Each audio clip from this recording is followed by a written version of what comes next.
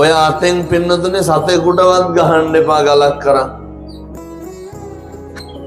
ඔය අර ගෙවල් වල කණු වලට බල්ලෝ මුත්‍රා කරනවා නේද? මේ පැතිලු බල්ලෝ නැතිව සමහරට. ඇදලා අරින්නත් ගල් භාගවලින්. ගසනවා පින්නතුනේ. මේ අත තියෙන්නේ මොකේද? බල්ලොන්ට ගහන්න. ඔය කටවල් වලින් මේ වෙනකොට කුණාරප කීයක් කියලා දෙනවා.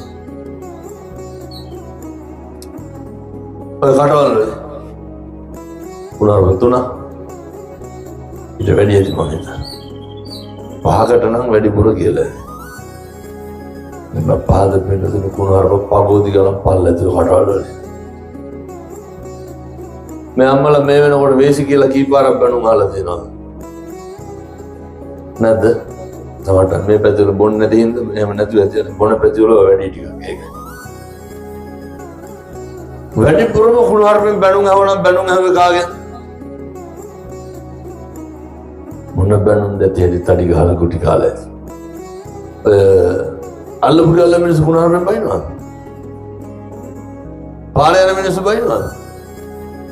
කවුද බයි? සනේවර ස්වාමි පුරුෂයන් නෙමෙයිද කුණාරපෙන් බයින් වැඩිපුර. ගවල්වල කොච්චර අඬදමර ගැටුම් ගස්ට නැති වෙනවද? එසම් මතක තියාගන්න මේ කට තියෙන්නේ කුසල් කරගන්න විතරයි අකුසල් කරගන්න නෙමෙයි.